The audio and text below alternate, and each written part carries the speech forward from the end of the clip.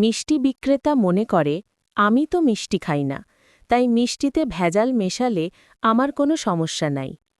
বেকারির মালিক মনে করে আমি তো বিস্কুট খাই না, তাই পচা ডিম ময়দা দিয়ে বিস্কুট বানালে আমার কোনো সমস্যা নাই।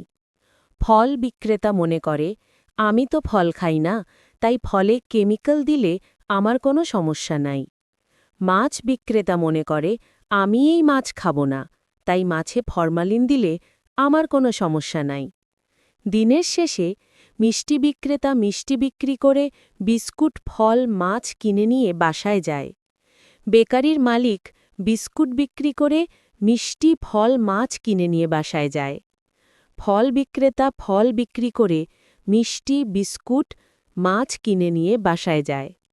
মাছ বিক্রেতা মাছ বিক্রি করে ফল বিস্কুট মিষ্টি কিনে নিয়ে বাসায় যায়। এরা সবাই মনে মনে নিজেকে অনেক চালাক ভাবে, বেশি লাভ করছে ভেবে আত্মতৃপ্তির ঢেকুর তোলে।